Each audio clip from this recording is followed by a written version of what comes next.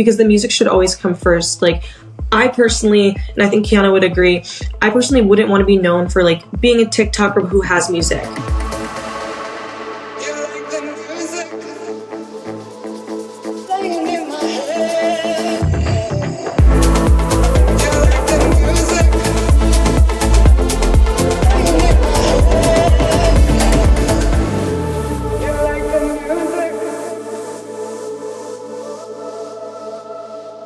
What a refreshing interview I have for you guys today. This conversation with the female DJ duo and singers Z3LLA is so cool because it is proof positive that you don't need to have a massive social media following to have musical success. You just need to be good at music, period, point blank. This duo has recently landed themselves on the Billboard charts. They just played at Miami Music Week. Their career is continuing to skyrocket, and they haven't cracked 10,000 followers on Instagram. And that is not a read. That is to show you how impressive and talented they are with their music. Scroll through some of their videos, listen to them sing. You'll get chills all over your body. I just listened to a cover they did of Girls Just Want to Have Fun, and like it almost brought me to tears. And that song is a happy song, right?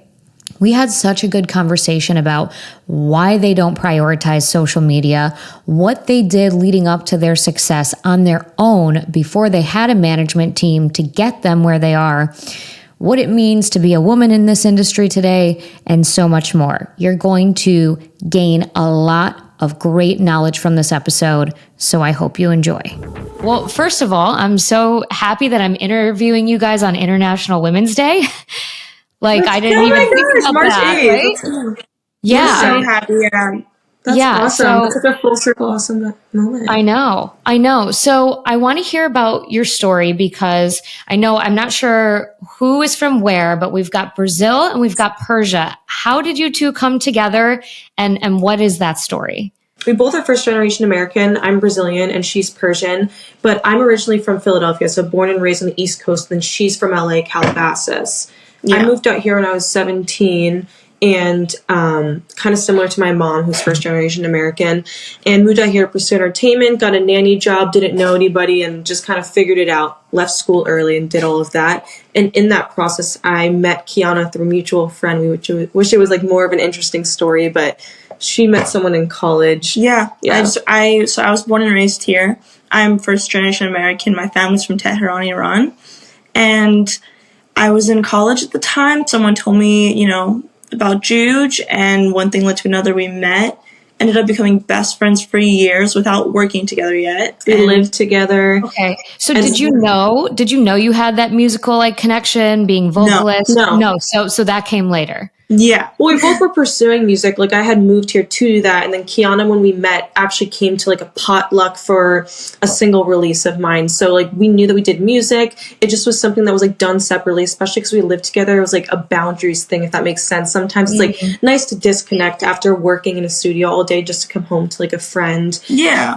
But then during quarantine, we decided to change that, and it was for the better. Yeah. It was not something that was an initial thing. We both had our own thing going on, and we were just friends for years. And then one thing, again, it's like one random fate thing led to another. We got put together in a session as writers. In quarantine, we just started working together for fun. Yeah. We just started for fun. Yeah. Yeah. Like, we just started working together for fun, and then we realized, because we have very different musical backgrounds, we had really good musical chemistry. And then I think I brought like a pitch song and was like to you and was like, let's do this together, because I didn't want to do it by myself. I think that's like what it was. Like, we weren't initially, because no one knew us like together. No. And then I think I had brought Kiana to a few of my sessions, and then like Space Primates and a few people were like kept bringing us back together. So it just was like very clear that we were better together. So it sounds like you really used that quarantine time productively, because a lot of the artists I talk to, it almost always comes up like, how did you use that time? And I find that a lot of artists that like are just energetically aligned with this show, like used it to really hone in on their creative abilities and make something new. So it sounds like that's what you both did. We did. And I feel like we had second thoughts in some ways about that, because there were a lot of people who kind of use social media more so rather than like honing in on their craft. And then we felt like kind of left behind on that bandwagon after quarantine, being like, damn, like our artist project, you know what I'm saying? Like it was also, we kind of felt like, should we have honed in on our craft, or should we have gone like the social media route to make like a brand for ourselves for our individual artist careers? And that didn't happen. But looking back in hindsight, I think we did what was best for us, because we feel like 10 times stronger writers in rooms now than we did before. And with TikTok, like here and there, we don't know where that's gonna like end up. I love that she mentioned this. Like, it's not because we talk about it all the time. We do. It's funny. Yeah, we're like, it's like, what could have happened? We were so bummed. We never caught on the wave of social media. We were just having fun making music, like just doing our own thing, and then. But it worked out for the best, because we always were like nervous before our project started really being where it was. Our individual projects had its like ups and downs, and one of the downs felt like feeling left behind from the artist who really focused on TikTok during quarantine.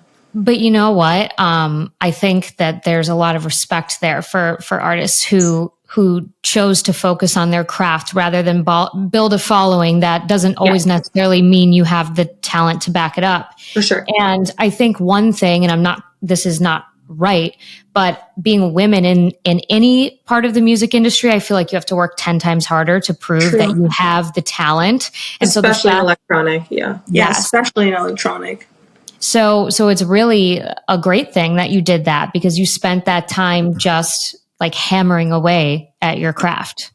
Yeah, I think definitely. I mean, before me and Kiana were an artist duo, besides our own project, we were a writing duo. So that's like what our focus was like professionally in the industry before we signed as an artist, where we were writing for other artists from like K-pop to country to R&B to pop, because we have such different backgrounds, so we were able to cover such a wide spectrum. So I think quarantine really did help us build our craft to do that even better and feel like A writers in rooms where maybe before quarantine we didn't feel like the A writer. And that was like really like humbling, and also felt good, because I think we knew like we spent the time well once it started paying off. Like you said, we didn't feel as left behind once it started coming to fruition a few years later. Even if it took a little longer than the overnight success of TikTok, I think we did what was best for us in the long run. At the time, we felt like we were doing something, I guess, wrong, because we weren't following the trends and doing the right thing, I guess, in a way of promoting ourselves. But I really will say we spent years honing in on our craft, and we really were patient and did it together and just focused on what did we want to do, what was our real passion in this before we went full force on social media. So in ways I agree. I love to hear that, because I know right now there's a lot of success with your music. You're starting to pop off, and I'm sure that the social media is going to follow, right? But like the fact that you kind of, so many people want to build the brand first before having substance behind the brand. So now it's like you've put in your hard work in the beginning, and now all the benefits, will follow. So are you seeing that with like the success of your music, like the social media following is starting to trickle in? I would say it's not just the brand. I think what's most rewarding is with all of the momentum and success happening right now, it's because of the music. And that's like the best feeling for us, because the music should always come first. Like I personally, and I think Kiana would agree, I personally wouldn't want to be known for like being a TikToker who has music. I feel like it's rewarding being like someone who has good music, and when people meet us, they say like, I love your music. They're not like, I love you, and like the I love you comes because like I feel like they know that we're best friends, and it comes with a brand, and like we're personable. But what's been most rewarding is the success, whether it's been the Billboard chart, is because of the music, and that I think feels the best deep down at the core. Because we grew up she was classically trained, I was classically trained. Like we grew up in music. That was like the whole point of it for us. So I think like you can get lost in the minutia of social media and really lose focus on like that was the whole goal of why we did it, not because we wanted to. We did it because it was our driving force in life. It was our passion in life. Yeah, music. So it's like we had no other option. It just had to happen. And I think that for us, the biggest thing, like you said, is just being known for the music. And I think it's really cool, like you mentioned, and she's also like saying it as well, that we wouldn't say we're ever popping on social media. Like, me and Juju are not like that. We'll be like, we're like not good at social media. We don't love like the TikTok, and I mean, it's honestly was like a blessing in disguise in some ways, and that sounds bad because we're actually like, we are upset that our music's not on TikTok, but I think it's made us have to find ways to be more creative on like Instagram to engage with an audience that we wouldn't be able to on like multiple different platforms, because now our music, because of the whole Universal deal, is off of TikTok. So we have to be more creative, making sure we're making the best use promoting our music on Instagram, because I will say TikTok feels like when things pop off on TikTok, like just in past experience, I feel like it happens a lot quicker, and like it's like an Instagram and all of those things, it's like building blocks. So I think we're trying to find ways to maneuver in like really creative ways that have worked for us, and I'm glad we've had to do the hard work. Everything works for different people, but I will say we're one of the first I've seen like be able to make movement in this industry without actually having to go viral. That was the one thing that I tell Juju all the time. Like, we're things are moving because like people like the music. Yeah. Like radio likes the music. So it's like that is like the driving force. Not that we're going viral on TikTok or anything like that, which there are some amazing artists who've had that momentum and who deserve it through that platform, but we knew it wasn't really going to be the way we were going to be able to make our mark in music. So we're like shocked that it happened. I don't know if you agree with this, but I feel like every time an electronic song goes viral on TikTok, it becomes like corny so fast. You're like, oh my God, I can't listen to this anymore, you know? Yeah. Yeah, no, I feel that. So it does happen very often. I think we're trying to what I was trying to say about the TikTok, I will agree when a song though goes like crazy on TikTok, I feel like there's a fan base that we're still trying in some ways to cultivate, because we are doing it so like organically, whether it's like, oh, I just heard you on Sirius XM BPM or this or that. We're really like, not guerrilla marketing, but like I'm saying like it's happening so organically that it's not this like, because we got interviewed by Geronimo on Sirius XM, and he was like, just so y'all know, like telling us, he's like, it doesn't happen this quickly for a lot of people. It doesn't happen overnight. I mean, kind of like, we know like there's so much that people have not seen in our lives and our past experiences before maybe our duo project, that although the duo project is moving at such an amazing pace that we're so grateful, it didn't just happen overnight, like what our backstories were before. We've been here for years. We've been here for years. Right.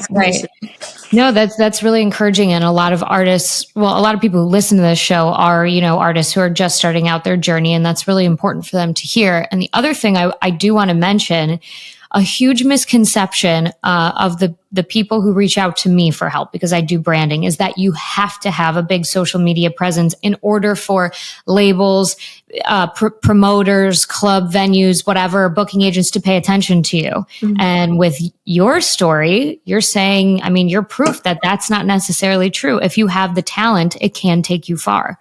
I didn't know it's possible to I think artist development's important. That used to be what it was. Before TikTok, like all labels used to have like an artist development stage. When they signed an artist, like whether it was like years of like just figuring out what the brand was, I feel like there was more lenience in the time. But because TikTok creates this fast overnight success, no one really wants to do the work of artist development, in my personal opinion. So it's nice when like other people see the vision and see that the development will happen and needs to happen and wants to jump on board that way too, because it used to be like that. Exactly. And that's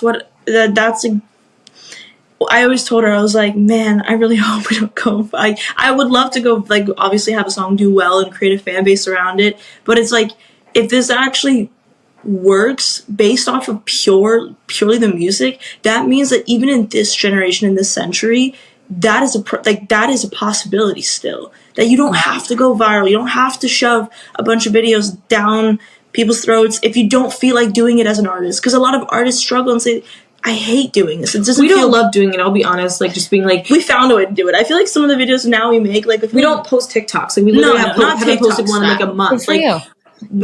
Like the reels we have fun doing, but like TikTok, it just like never really felt organically. But I do feel like we felt like a way to do it, like you said, not just because we like found a way to like it on Instagram, but TikTok, it is essentially important still. Like I would encourage young artists like to put themselves out there. Like I would say like, even though we didn't like it, I do think it's important. It's free marketing, and just to like sit back and be like, like we were stubborn about it first, but like it's not going to help yourself to be like, I don't like this, and like you know what I'm saying. We realized ourselves like that's just not gonna. But it is okay to like focus on creating your craft, being patient with your content, taking time, and really like just doing it in a way that feels enjoyable.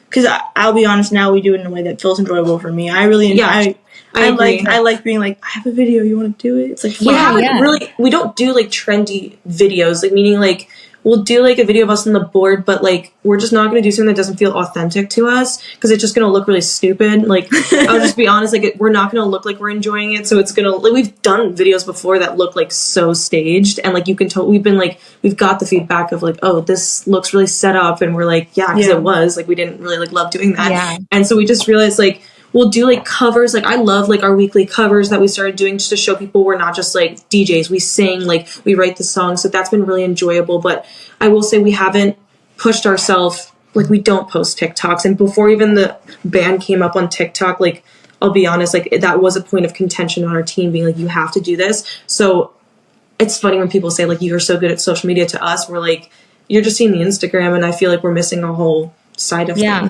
Well, I always tell artists and the people that I coach, like you have to create a strategy that's sustainable for you. And if you don't enjoy it, like you're talking about enjoying making the video, if you don't enjoy it, it's not going to be easy and you're not going to want to do it. So you don't have to be everywhere. I mean, sure, like there's value in, you know, whatever, but if it's not enjoyable, don't do it. One thing that I want to dig deeper into is you mentioned artist development. That is a huge hot topic. I recently talked about this with Cloverdale and a couple of others. The idea that artist development isn't really there, but what you're saying is that you found a team and you found, you know, those collaborations where you feel like you have that support. So what is your advice for people who like have the chops, they've worked hard at their craft, but they're struggling to find, you know, those partners to help develop them and bring their brand to new heights? How can they go about finding that team? Well, for Kiana and I, so we were signed, long story, we're electronic acts, and we were signed to Steve LaBelle. I'm not sure if you're familiar with, who's like very big in the hip hop world. So comes from a very, very, very different space, as well as our manager, Jeff Ogunlesi, who typically before us and his new client, Whipped Cream, didn't really have many people in the electronic space. So it was fun to see like us partnering with people who we were somewhat a challenge for, who never really had a challenge because not that it was copy paste, but they were just really good at what they did all of those years. So I had met Greg Keller, who was Charlie D'Amelio's music point of person on the D'Amelio show. Long story, just like DM'd him. And this was like a year ago and had sent music and he really liked it. Met him at Denny's, became really close with him. He had met Kiana. And this is when I was doing my independent project. And so I was going to he offered me to sign to like Lobel Music Group Universal, who we're with right now. Then we went to the UK, and after some like artistic discovery, it just felt like I was like not pushing something that something was not like clicking. And it was a time after TikTok where like that wasn't necessarily my focus. And I was doing like the Ray dance thing. And a lot of the songs that we did for my project actually are being used for Zella, which is really cool because it resonated with what I was trying to do before. So we just changed them a little bit. But it just didn't feel like organic. Like the song Why Should I that just came out was made in the UK right before this artistic discovery change. But we came back and I spoke to Greg and Steve and I was like, I have this crazy idea of something that feels like really unique and specific to me. And I was like, I want me and Kiana to do it together. I feel like there hasn't been a pop dance artist DJ duo female new to the space in a while. And I think it would really break through. And at first, I'll be honest, they were like, you're all over the place because when you're doing one thing for so long and then you're like, actually right before someone's supposed to sign you, they're like, is she like, okay? Does she have her like, and then I was like, let me just have both of us come to the studio with you and we'll show you like what we would want in our project for some of the music. And after that, they were like, done. Got it. This makes sense. And Steve was like, okay, this is going to be a challenge. And he was honest. He was like, I'm going to learn things from y'all. And I'm sure we're all going to learn along the way. Because as successful as Steve is and was, he had never done electronic music. So for him, we were like somewhat of a challenge, which was really exciting for him. And right off the bat, we were signed with no singles. We had like some features with people we were already working with anyway that were coming out to build like the narrative and the audience. The first one was with Controversial Records with Glass Petals, which is a Brazilian label, which was really cool for me, starting to incorporate my heritage. But they like signed us, like I said, with no songs. So they had to like sign on to artist development because they had to have seen the vision. And we did have the songs that we wanted to come out, but there was no proof of concept. So I feel like when people sign on to an artist with no proof of concept, that's really them seeing the vision ahead and not needing like the TikTok overnight success to believe in it. And that's truly believing it because they see the vision without the vision already being mapped out. Just to add a little something, I would say 2 things. One, for any artists, writers, producers out there, like the way I would say me and Juge were even able to make moves and kind of skip a few steps in this industry is by doing it most of it ourselves. Whenever there's someone we want to work with. I was our manager for like years before we had a manager. That was like my favorite thing to do because I had already been managing myself, is like the cold outreach of like, whether it be every radio station or every A&R or manager, that was like my favorite thing, and I think it was valuable to us. And I like downloaded a bunch of random apps, like tried to reach out to people, just like make friends and whatnot. She was DMing people that, you know, got us into sessions. Yeah, got us to sessions, who were in the credits of songs we love. But that's how it ended up working with Greg. That's how we got our label deal. From the D'Amelio show. Watching the D'Amelio show and like not knowing how to turn off work and be like, let me DM this guy and see what's up. And I think that's the most important thing that she said. It's throwing yourself in situations that you may not know if you're ready for, which that sounds like crazy because like I feel like we always were confident in knowing that we were ready for these situations, but it was opening doors that weren't already opened necessarily for us without us opening them. Because we just shoved ourselves nobody was going to do it, and if you're uncomfortable, it means you're doing something right. Yeah. So I love that. So the advice is, you know, to learn how to do things yourself and to be proactive. And I think that's so important because a lot of people, one, they're, you know, have analysis paralysis where they're like, this has to be absolutely perfect before I show it to anybody. Or number 2, they're like, oh, well, I'm so good, someone's just going to discover me. And that's just not a thing. Not going to happen. It might happen, but it's not a sustainable career, in my opinion. Because if you don't have it in you and you're just relying on other people, it's going to come a time where, like, other people may not be making the moves that you want to make. And if you're not, like, eyes pointed out, being like, hey, let's go this way and that way, and having control of your own career, that's not sustainable. If you want to, like, if someone's goal is to go viral, there's a whole nother path in line for that. If someone were to try to emulate the way we did it and the way we're going about it, it's like it'll take time, but it's about it feels more organic though. It feels more organic, and I feel like we didn't really have another option. Me and you were just like, this is how we know if it's gonna work. It's gonna have to work for us. Well, we have to make it work. It's like a thing of like, this is not gonna just happen to us, like we have to make this happen for us. Yeah. But if it's gonna happen, it's gonna be this way. I love that. So let's talk a little bit about, because it is International Women's Day, let's talk about the community in electronic music. Like, I've seen so many posts on social today of like other women in the space celebrating the women they've collaborated with. And I know like it's a really special thing in this scene to be able to find other women that, you know, you support each other and that you trust, because there are just, by the numbers, there are more male producers in electronic music. So talk to me about the community that you've built or that you're fostering on this journey. Should we talk about the lives? Yeah, I think right now for Women's History Month, we're doing Women in Electronic Lives, talking about all of our experiences in electronic and asking women who we love their music and we're fans of them, like, more questions about their journey. And we just had our first one with Kalina Sanders. Oh, I love Kalina. Yeah, she's a sweetheart. So that was exciting. That was really cool. It off. Yeah, we just did that a few days ago, and she is an example of the type of women who've been so supportive of us.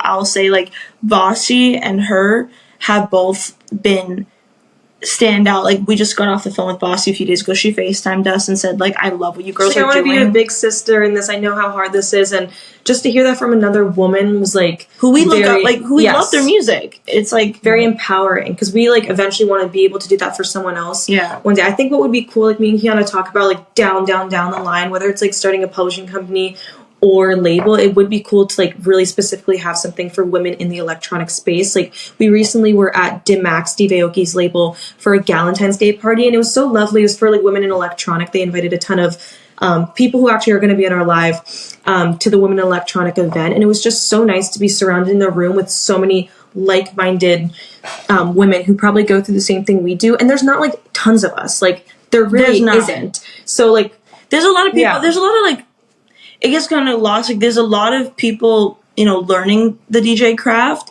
but to go in the artist route and really take it to that point and that level. It's a boys club. Yeah. It's very few women in this. So it's like, it's not something that I see stopping anytime soon. I know it's going to keep growing. It's going to grow, and we're going to get more and more women in this field. But until then, I will say, like, our experience has been really amazing. We felt very welcomed in. Felt welcomed in. Anytime any woman that's like done well in this industry has seen us on the come up, they've reached out, and they've just been like a big sister and just like kind and just really cool to us. So we have had really great experiences so far. That's amazing. And like you said, like being able to carry that torch someday is so important, to be able to help other women who are going to, be on their come up after you, and taking what you've learned and passing along that knowledge. Like that is something that, you can't like learn in schools. It can't be taught in a book. It's that community building aspect that's so important. Yeah. I think it's nice we have each other, because there's a lot of like roadblocks that would be a lot harder to navigate in this boys club, or whatever we should say, by ourselves as like an individual woman. But I think going in together, there's like a sense of, if I don't know something or she doesn't know something, we're going to figure it out together. So I've never felt like uncomfortable in a room. Do you know what I'm saying? Like, I feel very protected having like another woman with me everywhere we go. Because I mean, also too, like, shows are very late. Like, it's a full-time job all the time. So it's just nice to have someone that you know is going to advocate and look out for you the same way that you're going to advocate and look out for them at all times. And she's my best friend. So we have fun doing it. How cool is it that you get to do the thing you love most with your best friend? Yeah. Like, if we weren't Zella, we would still be hanging out every day. We probably would still be roommates. Like, it wouldn't really change much. So the fact that we get to experience both of these amazing things, and the fact that I like love making music with her, and we just have so much of a connection musically. It's like, it's really one of those like things where you're like, wow, thank you, fate. Like, seriously, thank you, fate. Like, that's amazing. I love to hear that, because I mean, it just shows. I've interviewed lots of duos, and I always love to hear like their story of how they came together. And sometimes it's like complete opposite people, and it's like, wow, like I can see how you work together because you have, these different skill sets.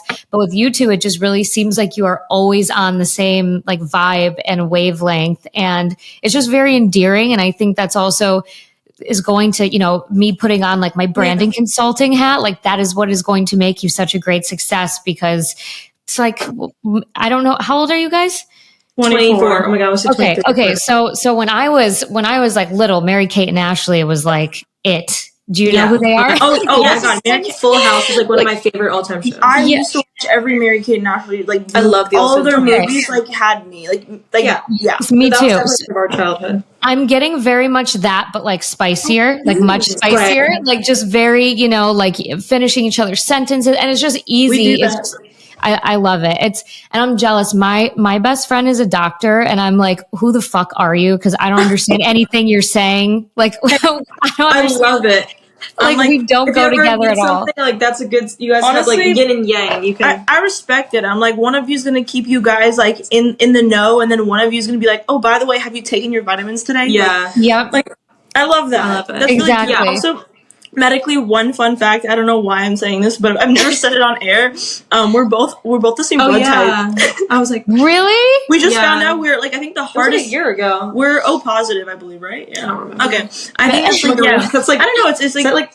Is that information weird to say? Is that okay? Well, just told everyone. But basically, we just found out recently we're the same blood type. We're very similar, but we also have like a lot of differences. It's like very like, that's why we kind of have like the whole yin and yang vibe that we do. Yeah. That's like a big part to our branding, because I feel like it would be kind of boring if we were just like twins and completely the same. And that's something that a lot of people say that they like. It's like we have these similarities, but like, for sure, there's a lot of yin and yang, even musically. I think we find ways to really enjoy and have fun. Like, we dress very similar and sometimes even identical. It's kind of our thing. We go places where we're wearing the same outfit or something different colors with the same outfit. Like, it's funny because people are always like, that's a really smart branding thing. I'm like, it's honestly just so much fun. Yeah. I feel like we're like twins. Like, it's just like conjoined twins. Like, it's just really fun. I always said that I want to, like, my entire life I want to have twins so bad, and Kiana's like, you can give them these clothes if you have 2 girls, like they can wear like the matching. I'm like, I don't know at 24 years old when they grow up if they're gonna want to be like wearing Zella clothes, but they'll have the option. Yeah. I love it. I mean, well, that's what makes female friendships so beautiful. I mean, it's just like such a special thing. And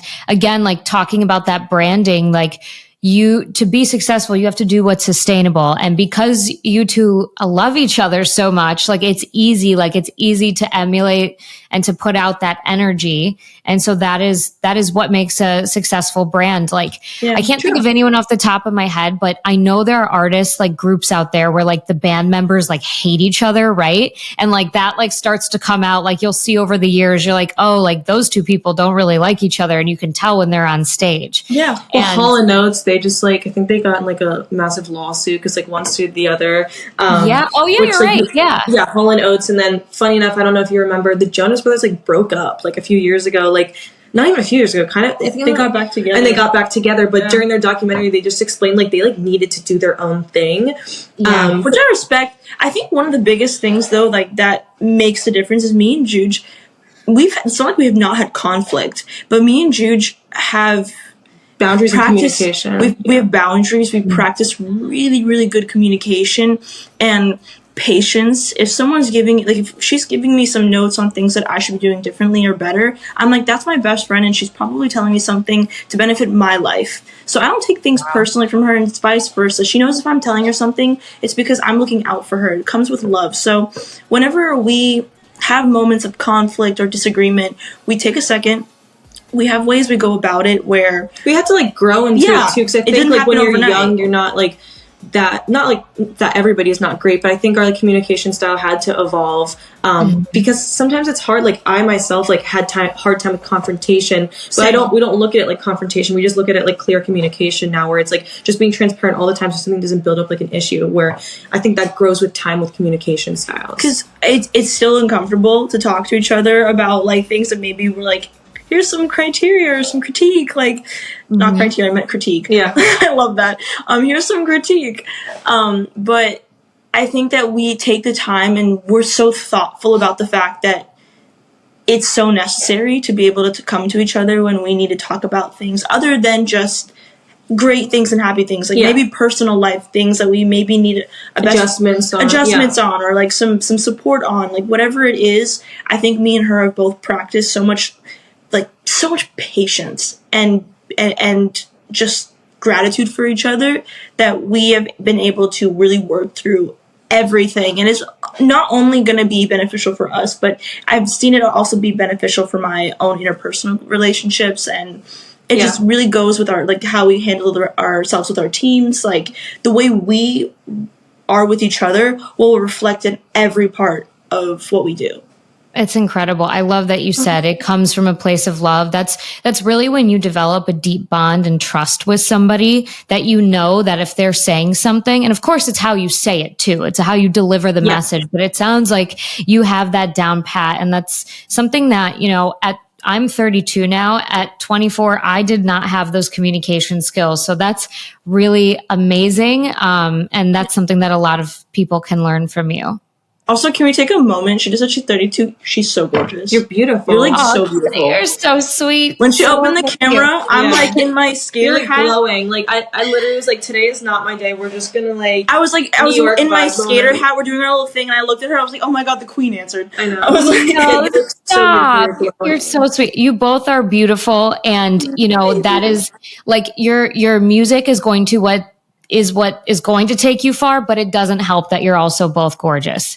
Thank you. Yes, I so appreciate you taking the time to be on this show. I love everything you're doing. Thank you. I'm so excited to see your career grow. I saw that you'll be in Miami in a couple weeks. I will be there too, so I will try. Oh my gosh, we should 100% meet up in real life.